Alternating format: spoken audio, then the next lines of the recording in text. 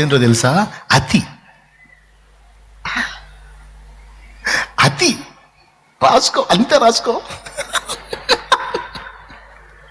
నిజంగా నేను చెప్పేది అతి. వాడు ఏం లేదు, జస్ట్ గెయిన్లు పెంచుతూ ఉంటాడు అంతే.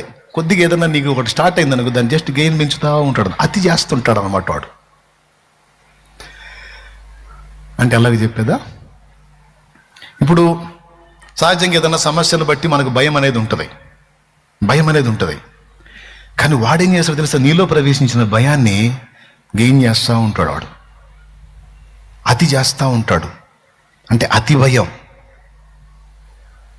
పద్దాకల దాని గురించే భయపడి హార్ట్ స్ట్రోకులు తెచ్చుకుంటారు, షుగర్లు పెంచి పడేస్తారు. అన్నయ్య నేను రొట్టె తింటున్నాను అన్నయ్య, జొన్న రొట్టె, అయినా సరే 450 ఉంటుంది అన్నయ్య. చూడన్నయ్య ఎట్ట అయిపోయాను. ఏంటిది 450? ఇంకో 600 ఉంటుంది అన్నయ్య. ఇంకా మిషన్ చూపించట్లేదు అన్నయ్య. ఇంకేం చూపించిద్దామా, పెంచి పడేసావుగా. ఎందుకు పెరిగిపోయింది అంతసేటు? భయం. సహజంగానే పాపాన్ని బట్టి మనలో ప్రవేశించిన భయం సాతాను ఎక్కువ చేస్తాడు, అతి చేస్తాడు. భయపడుట వలన మనుషులకు ఉరివచ్చును అని రాస్తుంది బైబిల్లో, సామెతల గ్రంథంలో. చూస్తారా? మీకు తెలియందా? తీసుకోండి దమ్ముంటే.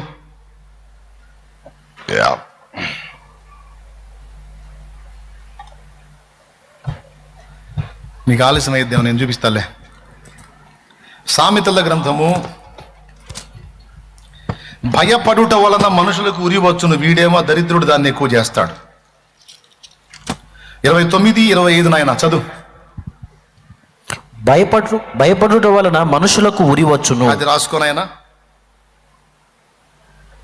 అండర్లైన్ చేయి బాబు. నిత్యము భయము కలిగి ప్రవర్తించువాడు ధన్యుడు అన్నాడు. ఇటుపక్క చూడు, 28, 14 చూడు. నిత్యము భయము కలిగి ప్రవర్తించువాడు ధన్యుడు. ఒక చోటేమో భయపడటం మంచిది అన్నాడు, ఒక చోటేమో భయపడితే ఊరి అన్నాడు. అంటే అర్థం ఏంటో తెలుసా? భయపడితే మంచిదని ఎందుకు అన్నాడో తెలుసా? భయపడాల్సిన వాడికి భయపడితే మంచిది,